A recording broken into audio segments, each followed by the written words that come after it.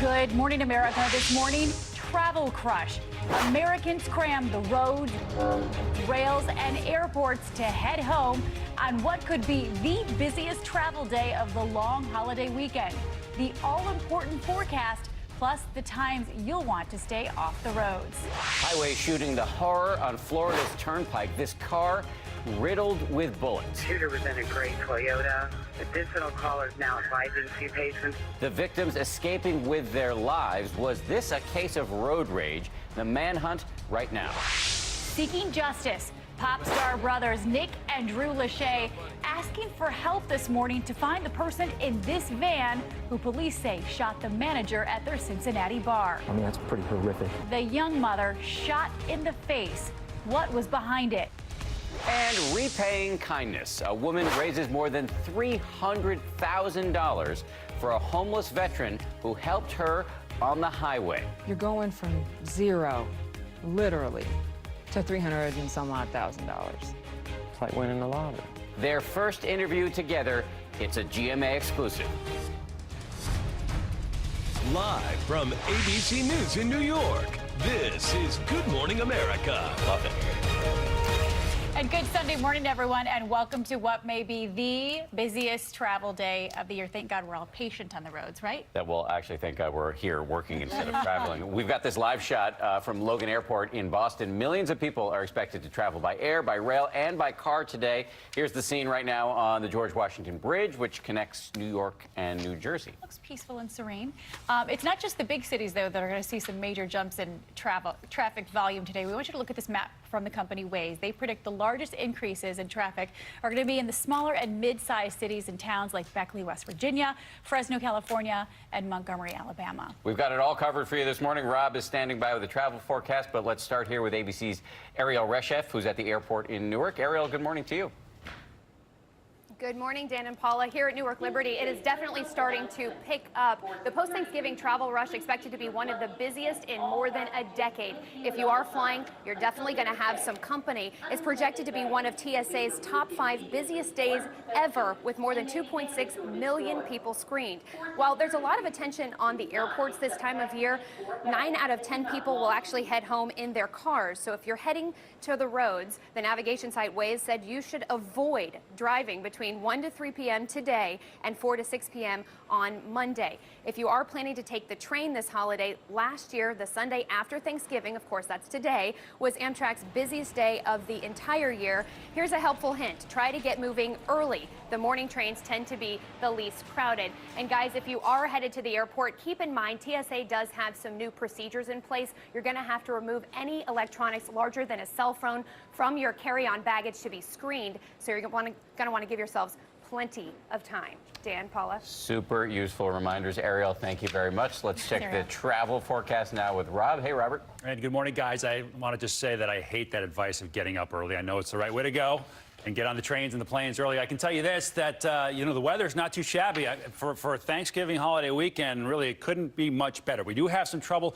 across the Northwest. Really, San Francisco to Seattle, we got a couple of storms rolling in there, so that may slow down some air travel and certainly some travel up and over the mountain passes there, and fog across Orange County and down through San Diego early this morning. Clear across parts of the country if you are driving. Some lake-effect snow showers across parts of upstate New York and western Pennsylvania may slow things down at times. But just be careful on the roadways there. We'll talk more about this western storm in just a few minutes. Dan and Paul? Looking forward to it, Rob. Thank you. And coming up in the next half hour, there are concerns that terrorists may be planning attacks against our rail systems. How law enforcement is beefing up security and deploying new technology to keep riders safe. That's coming up in our next half hour. We do move on now, though, to a harrowing story from the highway, an alleged road rage incident in Florida. 2 people were hurt when the car that they were driving was riddled with bullets. And ABC's Victor Oquendo is in Miami with the very latest for us this morning. Hi there, Victor. Good morning, Paula and Dan. Both victims are from Miami. They were heading south on the turnpike when those shots were fired. Now the Florida Highway Patrol is asking anyone who may have witnessed this shooting to come forward and help get this person off the streets. Shooter was in a gray Toyota. FHP Turnpike is en route. This morning, the search for a shooter heating up after a dangerous drive on Florida's Turnpike sends 2 people to the hospital. Authorities calling it an alleged case of road rage. Additional callers now advising 2 patients. From what we're getting, the shooter is not on scene. the gunman unloading about a dozen rounds from his car in broad daylight, hitting this red Chevy Impala near Winter Garden Saturday just after 10 a.m. The passenger side windows and doors riddled with bullets. Inside, a 37-year-old man and a 17-year-old woman, both from Miami. Incredibly, only suffering minor injuries. Taken to Orlando Regional Medical Center for treatment. Be advised, we're getting multiple calls on this. The southbound lanes of the turnpike shut down while troopers investigated and started their search for the shooter. No word on what prompted the shooting. Florida Highway Patrol says they're looking for the driver of a gray Toyota Camry. According to the National Highway Traffic Safety Administration, reported deadly crashes stemming from road rage have gone from 70 incidents in 2006, rising to 422 in 2015. And according to the Gun Violence Archive, highway altercations involving guns have more than doubled in the past 3 years. Thankfully, both victims are expected to recover here. The Florida Highway Patrol now reviewing any evidence and video that may have come from toll plazas. The shooter is still on the loose. Dan and Paula, they need the public's help here. We certainly do. We're glad that those two victims are okay, though. Victor, thanks for your reporting from Miami this morning. We want to move to politics now, and Congress is returning from its Thanksgiving recess tomorrow, with time running out to get some big legislation passed before the end of the year. At the top of the long list, tax reform and avoiding a looming government shutdown. ABC's Gloria Riviera is on the story from our Washington bureau. Gloria, good morning to you. Good morning to you, Dan. In the race to the finish of 2017, both parties are doubling down on achieving their version of success. The slate is packed. President Trump vying for support from within his own party on issues like tax reform and the budget, even as he defies many GOP leaders elsewhere. All of this as the clock ticks down. With the end of 2017 in sight, Congress has a lengthy and ambitious to-do list, and not much time to do it. After a lengthy Thanksgiving break, Congress will be back on the Hill on Monday, with only 3 weeks to get most of the work done before Christmas recess begins on December 15th. We're going to give the American people a huge tax cut for Christmas. Hopefully that will be a great, big, beautiful Christmas present. On Tuesday, President Trump will meet with Senate Republicans to discuss tax reform. A number of GOP senators have expressed concern over the tax bill. Well, what I want to see is the information to prove the kind of economic growth we're going to get with all of our tax provisions. The House recently passed a $1.4 trillion tax cut, and the Senate is likely to vote on its own version later this week. Lawmakers will also have less than 2 weeks to come up with a funding plan to avoid a partial government shutdown December 8th. And the pressure will be on by Friday for lawmakers as some state officials say the holdover cash, which funds health care for children of low-income families, will run out unless Congress acts fast. All of this as lawmakers are voting on a resolution on ways to handle sexual harassment scandals spreading in both houses of Congress. In fact, there are 2 members of Congress, Republican and Democrat, right now, who have been subject to review or not have been subject to review, but have engaged in sexual harassment. On December 12th, all eyes will be on Alabama in the Senate race between Republican candidate Roy Moore, accused of sexual abuse of a minor, and Democrat Doug Jones. Moore drawing the ire of former NBA star and Alabama native Charles Barkley. I'm not even going to get into the women's stuff, but a guy, how can you be a white separatist and represent all the constituents in your state? Back on the Hill here in D.C., Minnesota Senator Al Franken and Michigan Representative John Conyers are both likely facing ethics investigations on bad behavior, sexual harassment. Those could result in punishments ranging from a reprimand or a recommendation for expulsion. Dan, Paula? Yeah, that is a big story right now on Capitol Hill. Gloria, thanks for your reporting. And for more political perspective, we want to bring in our chief global affairs correspondent, Martha Raddatz in D.C., who's there gearing up to host this week a little bit later this morning. Before we move on, Martha, we want to say happy Thanksgiving. I hope you've had a good holiday weekend thus far. Great one. First and foremost, the New York Times and Washington Post are reporting this morning that Trump's son-in-law, Jared Kushner, is taking on a more limited role, even reporting that he's basically disappeared from public view of late. What do you make of that? Well, I think 2 words, one name, John Kelly. Remember, he is a retired 4-star general. When he first went into the White House, he made it very clear that there would be, which he is very used to, a chain of command, and that even Jared Kushner would have to go through General Kelly to see President Trump. I think that's what's happening here. Chief of Staff John Kelly. Let's talk about sexual harassment in Washington. The House is going to vote next week on a resolution that would require all lawmakers and staff to complete anti-harassment training. I know this is a big topic for you coming up on the show this morning. Is the view right now that Congress is handling these kinds of allegations appropriately? Where you look at the process to file any sort of sexual harassment claim, it takes months. It is absolutely filled with red tape. You have to go to counseling. You have to go to mediation. If you go to mediation, then you can't talk about what you say happened to you. This is something they're going to look at very seriously, and many are calling for big changes in that process. Dan and Paula. Martha, is the sense that these rules were written by people in power, many of them men, in order to perpetuate their power? Well, I think there's a sense of that, certainly, and you just have to look at the makeup of Congress, and you know who wrote those rules some time ago. Martha Raddatz reporting in from Washington. Martha, thank you very much. You bet. And a reminder, Martha has a big show. As always this morning, she's going to discuss the wave of sexual harassment allegations hitting Capitol Hill with current and former female members of Congress. Plus, she will go one-on-one with South Carolina Senator Tim Scott and the former chair of the Joint Chiefs of Staff, Admiral Mike Mullen. It's all coming up on This Week, later this morning, right here on ABC. Very busy morning for Martha. And we want to turn now to a brazen attack on a young mother who was shot in the face outside the Cincinnati bar that she manages, and the gunman is still on the loose. Now, 2 stars are stepping in, pleading for help finding the shooter and helping to pay for the victim's medical bills. ABC's Marcy Gonzalez is in our Los Angeles bureau with why the Lachey brothers are getting involved here. Marcy, good morning to you. Good morning, Dan and Paula. The victim had just closed up the bar the Lachey brothers own when this happened, and now the pop stars are helping to share the story in hopes of tracking down the gunman. This morning, brothers Nick and Drew Lachey of the band 98 Degrees asking for help finding justice after a manager from their bar in Cincinnati was shot in the face early Thanksgiving morning. This person seems to be a true victim, and that's pretty horrific. Police say after 3 a.m. Thursday, a man in this van started yelling at 27-year-old Elizabeth Richardson as she left Lachey's bar after her shift. As she approached the vehicle, investigators say the driver shot her. Super surprised that something like that happens. Richardson, who's a mother to a 3-year-old boy, now hospitalized with serious injuries. Her family optimistic about her recovery. She's doing a lot better than she was 3 days ago. It's been really good to see her and just be able to sit by her and hold her hand. Nick Lachey tweeting, "Ellie is the brightest light and she will find a way to shine through this darkness." Both he and Drew using social media to urge anyone with information to contact authorities. Ellie's just one of those girls that lights up any room she's in. She's going to keep fighting. She's a fighter for sure.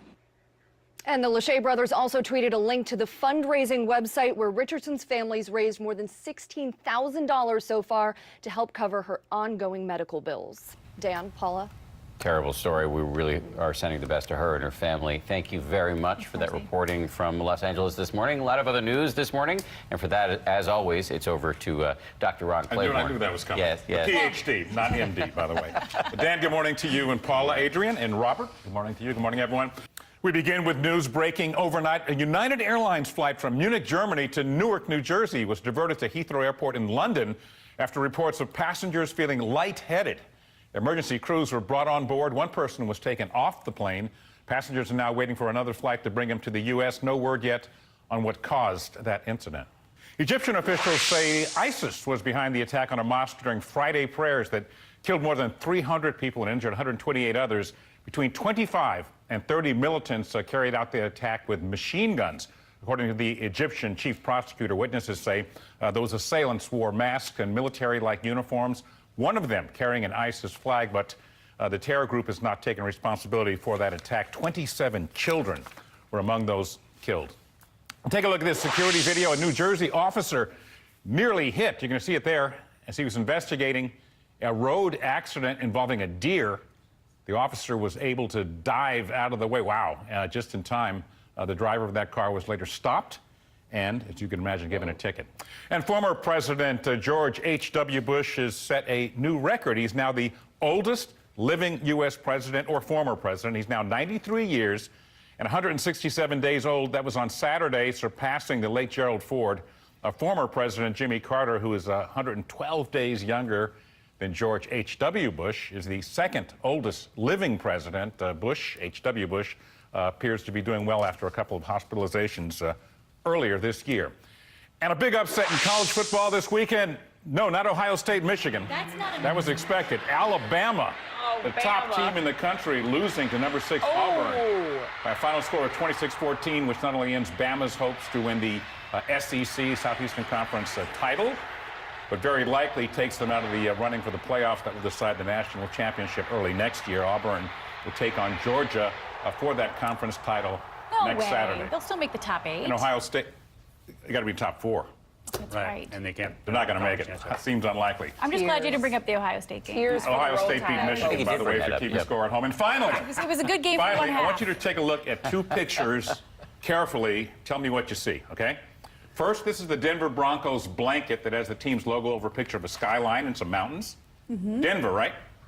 Well, okay, well, take a look at the same photo. I'm going to show you a second Salt Lake photo. City. Coming up. You know what? You're right. You're right. That is Salt Lake. It wasn't Denver. It was Salt Lake City. Salt Lake City. Yeah, the Denver Broncos that's blankets, which are sold at the NFL official, I think the official shop.com, NFL.com, and elsewhere, put the Broncos logo over a photo of the skyline and mountains from Salt Lake City. We've reached out to the distributor for an explanation or comment. That sounds like a Google image search that went awry. Yeah, very far right. Probably as simple as that. How does it get to production and nobody notices that, though? Yeah. You can see the temple right there. I mean, it's plainly the Mormon tabernacle. Pretty obvious. Yeah. And yet. Might be worth more money this way. That's true.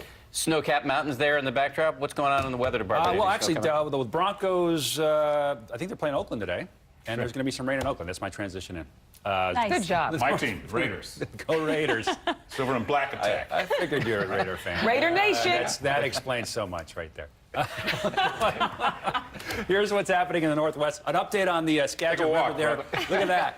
Take a walk. Yeah, don't come back. Oh, my goodness. It's getting ugly here. Come on, Claiborne. All right, these homes are teetering on the edge here. Unfortunately, erosion from the Skagit River, and the Corps of Engineers says there's really nothing they can do about it. They're there to protect the infrastructure of the town, which is in jeopardy because of all that's happening there. So more rain coming into the Northwest. We've got a lot of wind advisories as well. High wind warnings, especially up and over the Sierras and down in through some of the valleys of Nevada. So be careful if you're driving there. And the rain will turn to snow eventually tonight in through tomorrow morning as 1-2 systems comes in, and some of this will bring some heavier rain actually down across Southern California eventually too. But Northern California to Seattle is going to be the problem spot for the next 36 hours. Meanwhile, the record heat continues to be an issue that will be spreading east over the next 2 days into the plains. That's a quick check on the national headlines. Weather-wise, time now for your local forecast.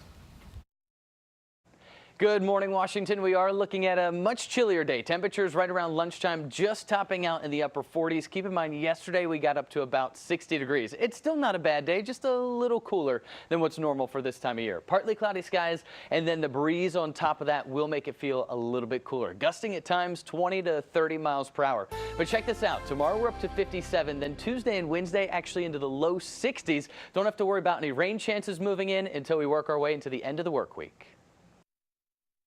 And in another defiant move against Ron Claiborne, I have returned to the desk for the next half an hour. Hey, in his brown suit, which we will talk about in the next half hour. We got to move things along, though. And we've been talking about this story for the last few days, as you all remember, an act of kindness from a homeless veteran that is now getting national attention. Yeah, this is a feel-good story. And now his gesture to save a stranded woman could help him get a home of his own. And Adrian is here with the exclusive interview. What an interview it was. Yes, what an interview. And we tried to pack as much into this minute that you're about to see here. What started as a good deed turned into a big pay it forward. This is the first time that woman, Kate McClure, and Johnny Bobbitt Jr. share their story together about the moment they both would be in need on the side of the road.